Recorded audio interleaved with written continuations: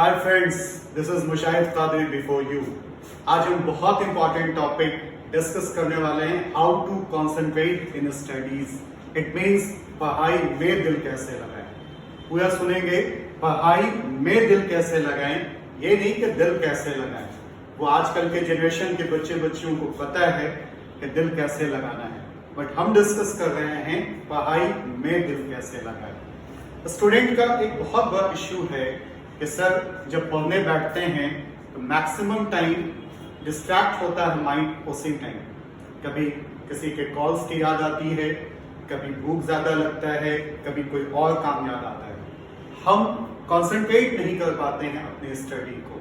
ये इश्यू एक दो नहीं बल्कि कई हजार, कई लाखों स्टूडेंट्स का है।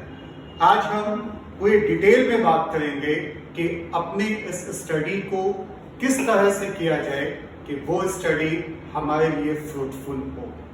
इंटरनेट पे आप जब जाएंगे तो आपको कई हजार टिप्स मिलेंगे कि पढ़ाई ऐसे करते हैं, इस तरह से करें तो पढ़ाई में ज्यादा अच्छा होगा, लेकिन क्या वो यूजफुल है? इंटरनेट पे दिए गए कई सारे आइडियाज पूरी तरह से फ्रूटफुल नहीं होते। आज जो हम बात कर रहे हैं वो बिल्कुल प्रैक्टिकली और बिल्कुल यूज किए हुए आइडियाज पे बात करेंगे।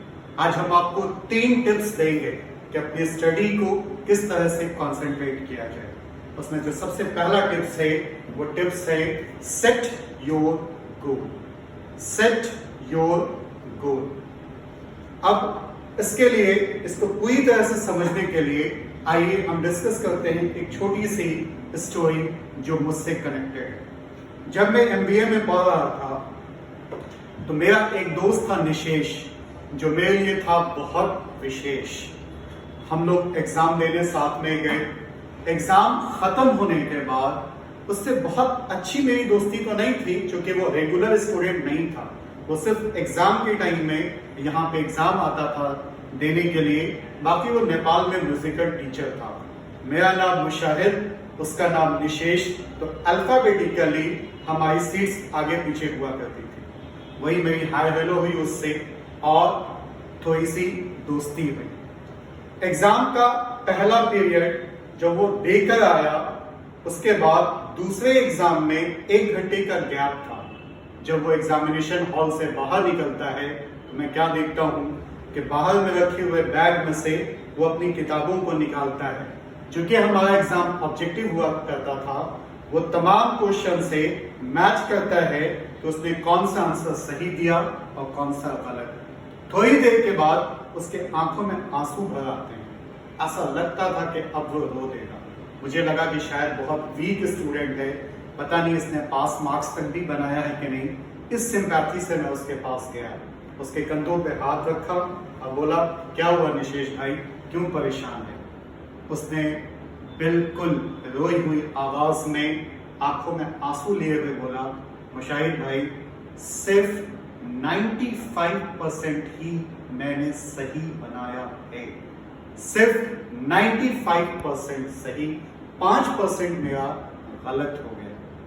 ये सुनकर जैसे आप अभी शॉक हैं, उससे ज्यादा मैं शॉक था, क्योंकि ये चीज लाइव हो रही थी मेरे साथ। मैंने सोचा यार, मैं 50% बना करके इतना हैप्पीली अपनी ग्रुप में एंजॉय कर रहा हूं, ये बंदा 95% बनाकर इस वजह से रो रहा है, आंखों में आंसू है कि इसके 5% मिस हो गए। मैं 2 मिनट तक कुछ भी बोल नहीं पाया। ऐसी मेरी सिचुएशन थी। फिर उसने मुझसे कहा, क्या हुआ मुशाहिद भाई?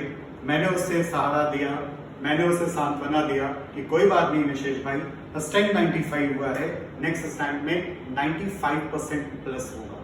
तब मैंने उससे पूछा कि ये कैसे पॉसिबल हुआ? हम तो 50-60 के अंदर में ही मैक्सिमम मेरे फ्रेंड्स हैं। उसने बताया वो पहला पॉइंट, सेट योर गोल। जिस दिन उसने एडमिशन लिया था उस दिन वो डिटरमाइन हुआ था कि मुझे अपने कॉलेज में टॉप करना है, और इसके लिए मेरा जो टारगेट सेट है वो है 97%। वो कंटिन्यू स्टडी करता था और अपने गोल के अकॉर्डिंग उसने अपनी पढ़ने की टाइम भी फिक्स की थी। आप एक बात याद रखें, एक बैच में जितने भी स्टूडेंट्स होते हैं कहीं ना कहीं इनडायरेक्टली वो अपने माइंड में एक टारगेट सेट करके आते हैं। कोई 60% पे खुश है, वो उसी हिसाब से स्टडी करेगा तो उसको फर्स्ट डिवीजन का मार्क्स आ जाए। कोई पास मार्क्स में खुश है, इसलिए उसने माइंडसेट ही किया हुआ है कि मुझे 30% प्लस लाना है, बाकी टाइम तो मुझे एंजॉय करना है, दोस्तों के साथ घूमना है, उनके साथ चिल करना है।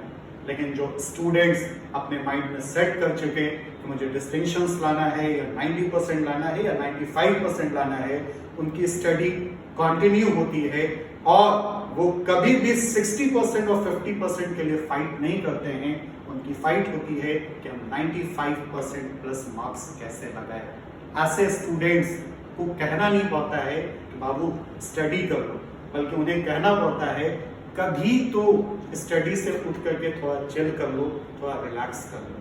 अब ऐसे स्टूडेंट जो कंसंट्रेट नहीं करते हैं स्टडी में, उन्होंने अपना टारगेट माइंड में सेट किया हुआ है कि वो 40%, 30% और 50% से भी खुश हैं। आप उनको 20 दफा कह दें, क्लास में टीचर कह दें, उनके दोस्त कह दें, उनके रिलेटिव्स कह दें, उनके पेरेंट्स कह दें, लेकिन अगर उनके जहन में इनडायरेक्टली ये माइंडसेट हो चुका है तो वो फिर कोई तरह से कंसंट्रेट स्टडी में नहीं करते। तो सबसे पहली चीज ये है कि हम अपने माइंड में ये टारगेट सेट करें कि हम कितने % से खुश हैं, क्योंकि हम पढ़ाई अकॉर्डिंग टू अपने टारगेट ही करते हैं। अगर हमने माइंड सेट किया हुआ है कि मुझे 70% मार्क्स लाना है, तो मेरी जो स्टडी है वो अकॉर्डिंग टू 70% ही होगी। आपने कई स्टूडेंट्स को देखा होगा कि वो दिन रात स्टडी करते हैं, उनके टारगेट्स हाई होते हैं, उनके गोल हाई होते हैं। कुछ ऐसे स्टूडेंट्स हैं जो 1 से 1.5 घंटा ही स्टडी करते हैं, क्योंकि उनके टारगेट्स बहुत बड़े नहीं होते।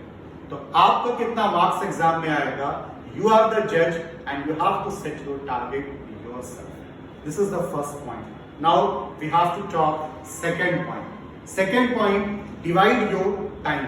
बहुत सारे स्टूडेंट्स करते ये हैं कि उनको जिस सब्जेक्ट में दिल लगता है, जिस सब्जेक्ट में उनकी पकड़ होती है, वो या जिस सब्जेक्ट को वो बहुत आसानी से समझ रहे हैं, अपने स्टडी टाइम में मैक्सिमम टाइम उसी सब्जेक्ट को पढ़ते हैं। जैसे एक स्टूडेंट जिसको मैथ बनाने में बहुत मजा आ रहा है, वो मैथ में अच्छा कर रहा है, अगर वो घर पे 1 घंटा स्टडी करता है तो उसमें आप देखेंगे कि वो 45 मिनट्स या 50 मिनट्स मैथ पेपर को देता है और रेस्ट 10 मिनट्स में कभी फिजिक्स को, कभी केमिस्ट्री को, कभी बायो को। इससे मैथ की तरफ तो उसका स्टडी करने का कंसंट्रेशन बढ़ता है, बट और सब सब्जेक्ट में उसका कंसंट्रेशन वीक होता है।